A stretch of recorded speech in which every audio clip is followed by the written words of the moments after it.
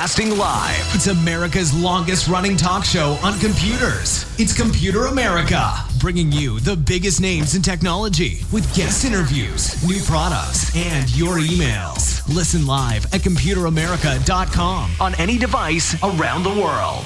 Email the show at live@computeramerica.com or find us on social media. Be sure to check out our website for contests, giveaways, show notes, live video stream, podcasts, and more. You're listening to Computer America.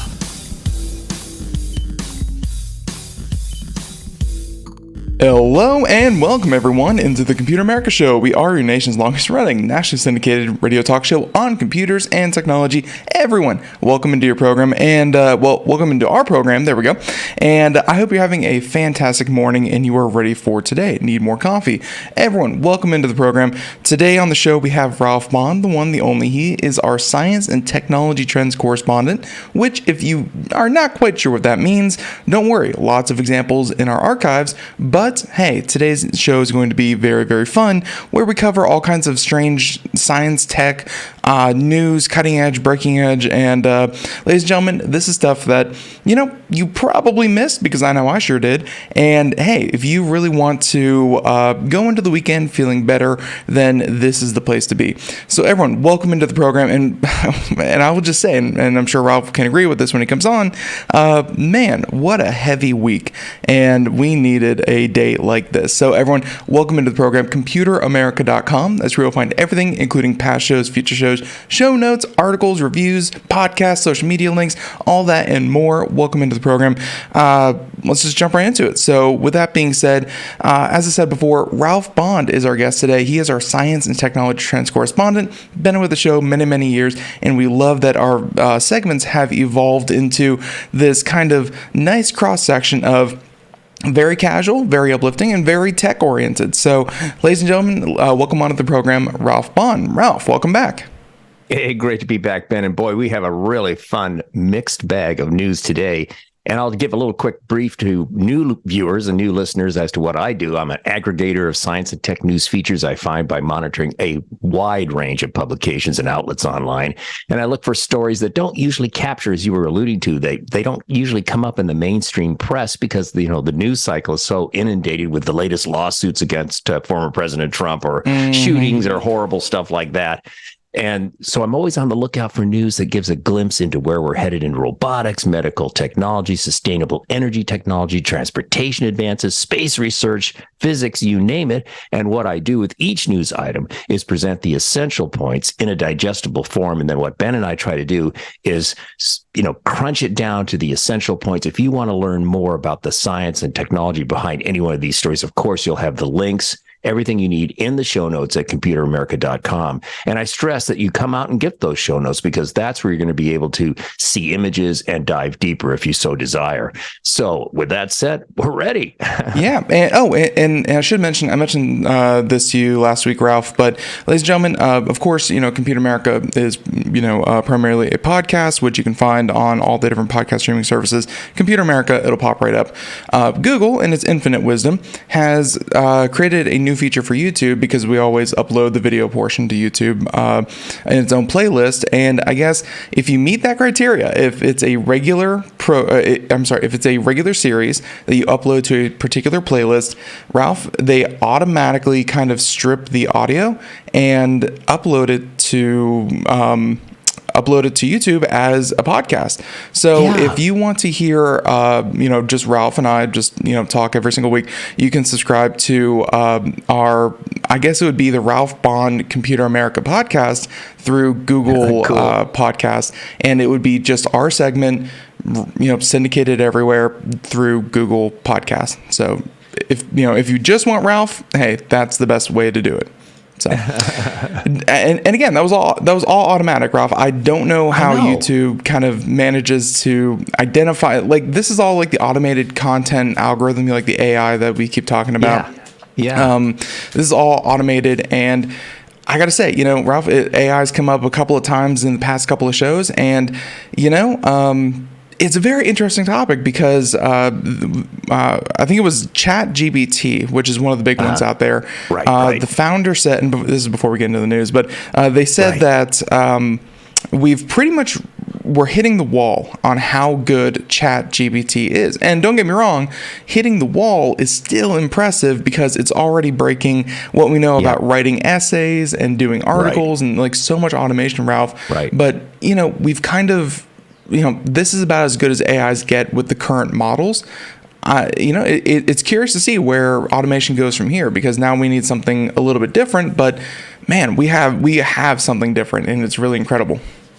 Yeah, and folks, if you want to get into this whole kind of humanly accessible AI in the form of ChatGPT, and also there's Google's Bard, B-A-R-D. Check that out. Very, very interesting stuff. It's fun to just put in queries or questions, or say to Bard, make up a little story for me about a dog that runs away, and it's just stunning what comes back. It's really pretty darn interesting.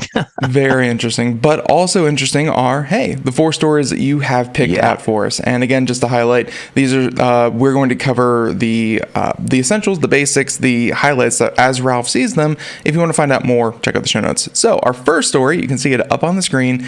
Let's talk about, this is always like the really crazy stuff, which, Ralph, I have to say, the internet with meme culture and sound bites and the news and snippets, like the less dense the information, the more catchy it is and the more it spreads, which is why you get phrases like magnets, how do they work? That whole meme and joke. Exactly. This is the opposite of it. These are articles and research papers that really tie everything together, and I've never heard this idea put forth before, but it's very interesting. So a little dense, but a lot of fun.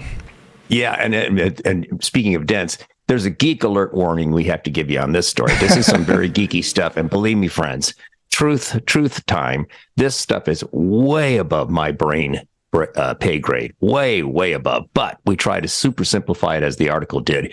The headline here is Breakthrough Discovery Suggests Gravity Created Light in the Earliest Days of the Universe. It's like the book of Genesis, right? And God said, let there be light. Got this from BGR.com, a story by Joshua Hawkins, and a really well put together story, because this is very deep, very intense stuff. But according to a new paper authored by an international team of scientists, gravity may have created light in the earliest days of the universe. The researchers contend the early gravitational waves may have been so strong they created radiation because they shook space-time so hard. Okay. Time for a little tutorial segue. Space-time in physical science is a single concept that recognizes the union of space and time. If that doesn't melt your brain, I don't know what will. And this was first proposed by the mathematician Hermann Minkowski in 1908 as a way to reformulate Albert Einstein's special theory of relativity, which he put out in 1905. And I inserted just at the last minute here a little refresh on the theory of relativity, or the special theory of relativity. Essentially, it's a theory of gravity. The basic idea is that instead of being an invisible force that attracts objects to one another, gravity is a curving and warping of space. The more massive an object, the more it warps the space around it. Wow. And there's a little link in the show notes for a gravitational waves tutorial that's really, really good, by the way. Check that out if you'd like to get into that. But without that kind of educational background, let's get back into the story. So the basic theory behind the belief that gravity could create light rests heavily on the forcefulness and strength of gravitational waves found in the early universe, back when the early universe formed and experienced an event the scientists call inflation. No, we're not talking about gasoline prices or bread or whatever at the supermarket going up. No, this is a different kind of inflation. According to this proposed theory about inflation event, the universe expanded greatly in a very short time. And I love this next phrase, creating a sloshing mess of gravitational waves that would have collided with each other over and over and over again. I guess I can imagine a giant, pool, like a wave pool with waves bouncing everywhere, sloshing or going against each other. And that inflation part is so much fun because like it's Ralph, I've heard it said in other documentaries of space that I've seen, and it's like it's this event that you go from the singularity, everything's in one little point, which is already very impossible to kind of wrap your head around, and then the universe goes to like in like a fraction of a second, blows up to like 33 or 25% of the entire universe that we know it. So it's like and just instantly inflates, and I guess a lot of chaos goes on in there. This is all new to me. This is crazy. It's pretty crazy. And it's regarding the sloshing mess of gravitational waves colliding with each other, the visualization that I came up with, and I don't know if it's accurate. I'd love to talk to one of these really intelligent scientists and say, is this something? But imagine like a big tub of water. And imagine, what water does when you slosh it back and forth, right? And then, but imagine at the same time dropping big cylindrical balls in that, creating a central kind of, so you have the combination of these oscillations and implosions, or whatever the right word is, and all that. You can see the water waves just sort of mingling and crashing into each other, or like a riptide, if you're familiar with the riptide on the beach, that kind of thing. It's really fun to think about because, gravitational waves, we just detected the first one, like, just a couple of years ago, that made a lot of headlines, and we finally detected a gravitational wave ourselves because they're so faint. And then the idea that these things that we couldn't even measure, just up until a couple of years ago, were so powerful they were making light. That's different. It's pretty wild. And to get to that part, here we go. We'll go on with this part. I'm sorry. In the days of the early universe, gravity-driven waves may have become strong, giving them the ability to create light in an entirely new way. Scientists also say it's possible that some of the gravitational waves in the early universe were almost frozen in place, holding massive amounts of energy in one location. The scientists propose that these areas may have excited the universe's electromagnetic field at the time, creating radiation and light. So this stuff, like I said at the outset, is like melts your brain, but so interesting. And I loved your add-on about, recently we discovered this whole business of gravitational waves. I love that add-on. That was good. And those were theorized for the longest time, but it seems like everything, Ralph, that this leads back to is Einstein. And of course, he proposed the waves, but we haven't been able to measure the wave until recently. We were able to get very sensitive instruments. Ralph, I'm so curious because the scientists, or I should say the mathematicians, they theorize this, they run the number, or not really run the numbers, because when you see like this level of math, there's not a 1 or 2 in sight. It's all, Greek letters and ideas and symbols. And I've always understood that, like, in the very early stages of the universe during this inflation period, Ralph, that like math kind of broke down. The physics as we know it don't really work. So it's very strange to me that they're able to kind of work out what it might have been like, because what we know doesn't really apply. But they're figuring it out. I'm not calling them liars. I'm just saying it's so incredible that they're able to get this far with what we know. Well, and Ben, you raise a really good point. In the end of the day, as the article clearly explains, and as the group of international scientists said themselves, this is a new theory. They're not saying this is, on a completely proven fact or truth. They're just saying, we think this might be how light was created in the early universe, which I just think is, it's fun. That is a good mind expanding, coffee inducing first article. I really like that a lot. I look forward to seeing that documentary on Netflix in 10 years because man, Netflix takes forever to make new documentaries. No offense, but yeah, they do. Okay, so that was story number 1. Very, very cool. Story number 2, and this one, it's going to touch on some headlines that you have definitely seen this week. Just a little preface. This is this is to do with gun safety. Guns are of course a hot topic in the mainstream news because of not just mainstream, just everyone, because there are mass shootings going on. They're horrible, they're tragic, they're senseless, they're preventable, but and hey, maybe something like this is a technology that we've even talked about on the show before with manufacture of this, but it was always for the cases hypothesis, or it was always theoretical. It was a company that was a startup that didn't really have it up and running. Story number 2 kind of gives you hope that, hey, maybe some technology can solve a lot of problems, not just the environment, not just science, not just medical, not just construction. It can solve a lot of problems if you apply technology creatively. And story number 2 really highlights that. Yeah, story number 2 is really interesting. And Ben, again, it's an example of the stories we try to do to leave people feeling better about what's going on and where we're all headed in technology and science.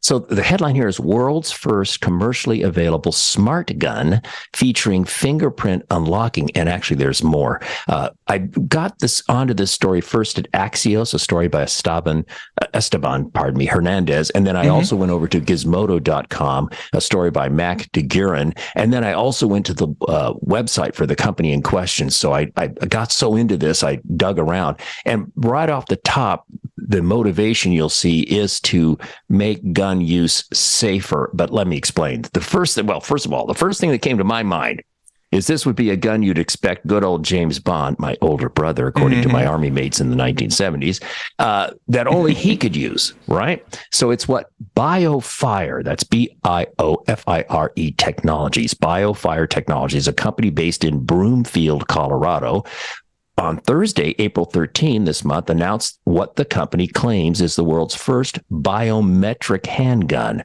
the BioFire Smart Gun.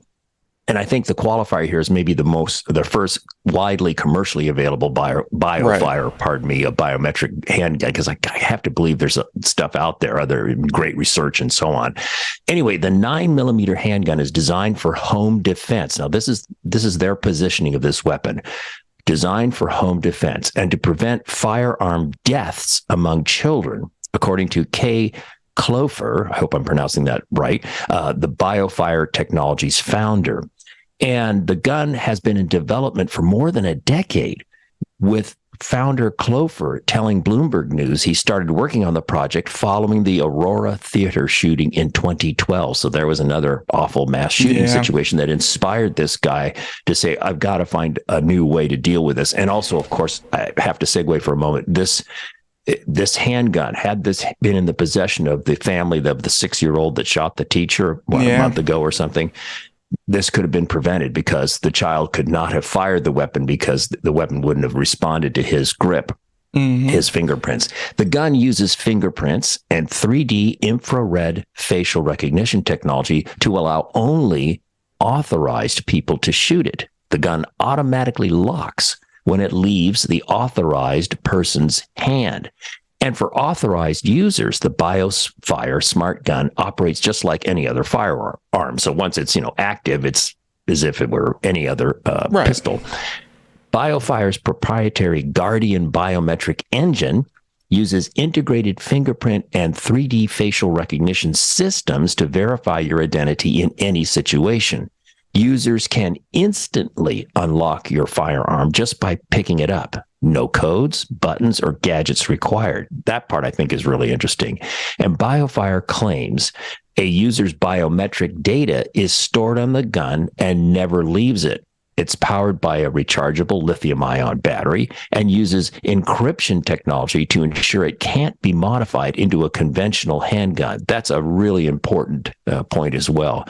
And the cost of the gun, you can pre-order it now with a refundable $149 deposit, and it will cost about $1,500 on the market. And the other thing that once I got dug deeper and deeper into the story and went to the company's website, which we have the link on the show notes, everybody, they had a little section about where their team of people came from.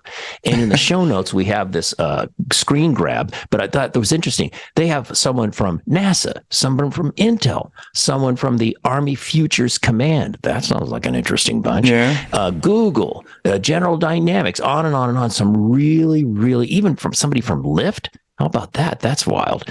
I just thought that was kind of fun. And then one of the articles was really good because it said, okay, this is great. This is interesting, but they're not going to be alone for long, meaning BioFire Technologies is not going to be the only game in town pretty soon. There's going to be plenty of competition. Says here multiple startup smart gun manufacturers, including an outfit called Lodestar Works and Smart Guns, Gunz, LLC, are both planning to release their models, which rely on a mix of fingerprints and radio frequencies. Interesting. For identity verification in the near future. And the radio frequencies, Ben, this is my guess, is maybe voice recognition. I'm not sure what that would be, but anyway, very, very interesting development in that area of guns and gun safety and so on and so forth. Which I would say the radio frequency, the first thing that comes to mind would be like near field communication, which, if you've ever used like a credit card to tap on a payment platform, gotcha. You can do that. Right. So maybe, Ralph, maybe like a keychain, maybe a bracelet, maybe a ring, something that you would need in very close proximity to the gun to then unlock the gun. So, something that you would have on your person. Yeah, Ben, that's sort of like modern cars where you have the key fob, right? Exactly. And it won't unlock unless the key fob's in your pocket or on your person and you're close enough to the vehicle. Then it goes, okay, I'll unlock the door. Okay, I bet that's what they're talking about. Very good. Something very similar, which also makes a lot of sense. Instead of a fingerprint, have something in your pocket or on your person to kind of identify that you are the right person. Works for cars, would obviously work for guns, and it's very. I know firearms are they are a lot of people's bag. They're also not a lot of people's bag. They're people are very divisive, and what's been happening in the news is obviously going to drive both sides left and right. But I think articles like this really strike that middle ground where, hey, it's not that they're taking anything away from you. They're just adding an extra layer of protection for the person that owns the gun. So very good point. I think a lot of people could be very, very pleased with this. And that $1,500, even for a firearm, that's a lot of money. So more competition, the better off we are, the more that price will kind of come down. And hopefully, not that I'm for the proliferation, and I'm not going to get on a soapbox about the proliferation of firearms, but the proliferation of safety measures and second checks, I'm all for that. That's definitely a very, very good thing. So story number 2, very, very interesting. Story number 3. Plants have been getting a lot of love on our show lately. What can I say? Yes, that's right. And this is very or I should say, we had a very plant interesting one where do plants scream? Stuff like that. Last week, you should definitely check out that segment if you're interested in plant related things. Or stick around here because story number 3 is yet again another way to make sure plants are living their best life. Yes, and this is something, well, I'll get a little tease here before I give the headline. This is a technology that if it were commercialized and widely available and cost, affordable, could be great for anybody who's now planting their spring vegetable garden. I'll explain. Headline, new electronic multifunctional patch for plants offers early detection of disease and other issues. Got this from a really interesting outlet the first time I stumbled upon these guys, Genetic Engineering and Biotechnology News. Wow, great outlet. So here's the scoop. A very strange website, Gen Eng News. So GENENG News. So yes, very cool. It's a good one. It's very cool. And if you have the show notes, you're able to see the picture of the little patch they're showing, the experimental patch. This is all very experimental right now, folks. Okay. Here's the scoop. Scientists at North Carolina State University report they've developed an electronic patch that can be applied to the leaves of plants to monitor crops for different pathogens, such as viral and fungal infections. And there's more, also stresses, such as drought or salinity. The patches are placed on the underside of leaves, which have a higher density of stomata, and I hope I'm pronouncing that correctly. That's spelled Stomata. That refers to the pores that allow the plant to breathe by exchanging gases with the environment. So the underside of the leaves have more of these pores. That's why they selected that as the location to put these patches.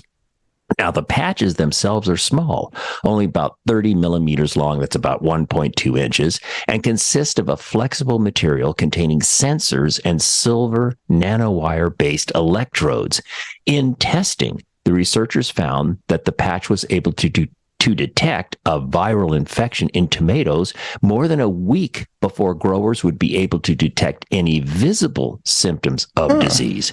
Isn't that something? That'd be so great if they got this out in the hands of, if you could go to Ace Hardware, Lowe's, or Home Depot and pick these up and put them on your tomato plants or your other plants in your garden. Wouldn't this be great? So according to one of the lead researchers, this is important because the earlier growers can identify plant diseases or fungal infections, the better they will be able to limit the spread of disease and preserve their crop, of course. And this brings up a point. These researchers are primarily motivated from an agri-tech point of view, meaning they're thinking this would be something for large farm situations. But I think if it could be brought down to an affordable level, would be wonderful for home vegetable growers. It just would be great. So in addition, the more quickly growers can identify abiotic stresses, such as irrigation water contaminated by saltwater intrusion, the better able they will be able to address relevant challenges and improve crop yield. And abiotic means physical rather than biological, not derived from living organisms. Gotcha. So like saltwater intrusions, not mineral imbalances, things like that. Yeah, right.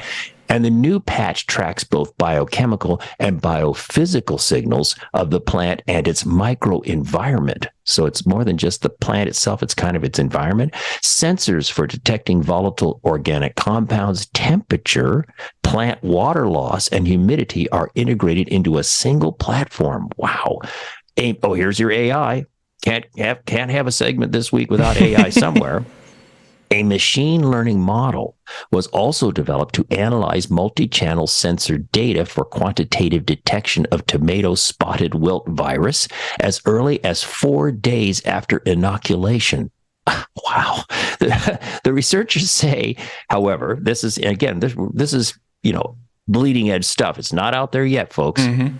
So keep that in mind. The researchers say that they feel they're 2 steps away from having a patch that growers can use. First, they need to make the patches wireless. Okay. The next thing they need to do is test the patches in the field outside of the greenhouses in their test environment, right? To ensure the patches will work under real world conditions. But again, my brain just went ka-bing, how great this would be for home vegetable gardeners as well as the big giant agricultural fields. Right. Yeah. I've been just going around town, just eavesdropping on people, listening to strangers. That's what I do in my spare time. A lot of people kind of have their because it's spring here in North Carolina, and they are getting their plants. Their home gardens are up and running. That's Things right. are coming out of the ground. A lot of people are very excited. Ralph, I don't know if you do planting. I'm sure out there in Portland, Oregon, there's a big push to kind of do your own home gardening. Very, very fun hobby. But it's crazy, Ralph, how much, I guess, kind of joy, which, for a technology segment, we talk about, all the latest gadgets and whatnot and all the latest services. But very, kind of low tech, just get out there, plant something, have a home garden. And, you can work technology in as you see it. But it seems very enjoyable, Ralph. It almost makes me want to do it because people seem to derive a lot of pleasure growing their own food. And makes me more curious every time I hear it. Yep. And just picture a future where perhaps someday your smartphone dings, you get a screen alert. Oh, your tomatoes are, there's evidence of a virus or a fungal infection or something. Get out there and treat that, and it would just take it to a new level. Even just something that could measure the plant screaming or something like that. But really just something that say, hey, your plants aren't happy because, Ralph, I think 2 or 3 years ago we had a tomato plant. That was like my foray. It was like a tomato plant. We bought it from Home Depot or whatever, and there were these big caterpillar looking things all over, eating all the leaves. It just stripped it completely bare. And I was like, I didn't know, Ralph, until I went out there, a day or two later, and it was completely decimated. And I'm like, boy, I wish I could have known sooner. But hey, maybe, and again, this test for chemical changes and what the plant does, but hey, maybe even just like a physical change as well would be helpful as well. So very cool. And those are 2 big hurdles, but they aren't the biggest hurdles. We've made wireless stuff and we've made weatherproof stuff. So maybe soon. Good research regardless. So story number 3, story number 4. Let's go ahead and jump on over to, this doesn't really, I'm not saying the Matrix is going to happen where they hook humans into batteries and make human battery cells, but it kind of points that way, Ralph. I'll be honest with you. This kind of points to the Matrix. Yeah, this is again, a lot of times, folks, what we do is the last segment, not always, but often has to do with medical technology advances and research. This fits that category. Headline here: scientists have learned how to turn blood sugar into electricity to power insulin pump implant. Wow. Nice. Got this from a couple of sources. First, Popular Mechanics, a story by Tim Newcomb. And then I went out to the research university source, the ETH Zurich press release. Really good press release, by the way. And there's some great images in the show notes here that sort of explain this. But let's get into this. In type 1 diabetes, the body does not produce insulin. I think we all know this. This means that patients have to obtain the hormone externally to regulate their blood sugar levels. Good old insulin, right? Mm-hmm. Today, this is mostly done via insulin pumps that are attached directly to the body. These devices, as well as other medical applications such as pacemakers, require a reliable energy supply, which at present is met primarily by power from either single-use or rechargeable batteries. Now, a team of researchers from the Department of Biosystems Science and Engineering at ETH Zurich in Basel have put a seemingly futuristic idea into practice. They have developed an implantable fuel cell that uses excess blood sugar, aka glucose, from your tissue, to generate electrical energy. The researchers have combined the fuel cell with artificial beta cells developed by a group several years ago. Now, little education segue here. Beta cells are cells that make insulin, a hormone that controls the level of glucose, a type of sugar in your blood. So these artificial beta cells, these guys had developed some years before, produce insulin at the touch of a button and effectively lower blood glucose levels, much like their natural role models in the pancreas. Okay? And at the heart of the fuel cell is an anode, or electrode, made of copper-based nanoparticles, which the team created specifically for this application that splits glucose into glycolic acid and a proton to generate electricity, which sets an electrical circuit in motion. Wow. Wow. It's wrapped different. Yeah. It's different. It's right. And this is perfect. You're showing the image of the AKA tea bag. We'll explain. Wrapped in a fabric and coated with alginate, an algae product approved for medical use, the fuel cell resembles a small tea bag and can be implanted under the skin harmlessly. And the alginate soaks up body fluid and allows glucose to pass from the tissue into the fuel cell within. In a second step, the researchers coupled the fuel cell with a capsule containing artificial beta cells. Remember, those are the cells that produce the insulin, right? These can be stimulated to produce and secrete insulin using electric current or a blue LED light. Okay, sum it up here. The end result: the system combines sustained power generation and controlled insulin delivery. Bravo. As soon as the fuel cell registers excess glucose, it starts to generate power. This electrical energy is then used to stimulate the artificial beta cells to produce and release insulin into the blood. As a result, blood sugar dips to a normal level in the patient. Once it falls below a certain threshold value, the production of electricity and insulin stops. Once it falls below a certain threshold value, this is how smart this thing is. The production of electricity and insulin stops, so you can't overdo it. Right. So, final word here. Once again, like a lot of our stories, this is a prototype. And it's unclear at this stage whether it will be brought to market or not. But what an amazing! I just thought this was such a crazy, interesting example of medical technology and science. So instead of implanting an insulin pump into patients, you could just implant a rat apparently into patients, and it will handle it all.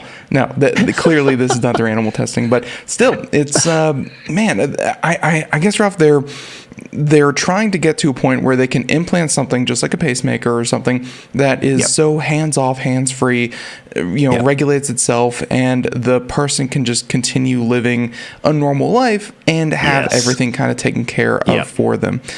Short of, I guess, making new pancreases that would, kind of do it all on their own. This is a nice alternative, and it's always cool to see that, like, I'm sure several years ago when they created the artificial beta cells, that, they didn't think of this application, but hey, research builds upon research, and technology just, not that it gets better, but different applications for different technologies and, new ideas come up. So that's always the hope for technology, and that's what we have here. It's very, very cool. So, with that being said, Ralph, great selection of stories. I want to thank you so much for bringing them all to us. And, ladies and gentlemen, that's our show for today. If you want to find out more about any of these stories, and again, we showed only a couple of the articles and a couple of the pictures and stuff like that. If you want to find out more, go to the show notes, go to the link. And, of course, if you want a more Ralph-centric experience, there's, of course, the new podcast. But also, if you just go to the show notes, you can, of course, find Ralph's segment here, as well as his segment over on KEX 1190 AM Portland, Oregon, where he does it over on the Mark Mason Show as well. Ladies and gentlemen, until next time, thank you, Ralph. Thank you, everyone. We'll catch you next time. Have a great weekend. Do something fun. Bye-bye.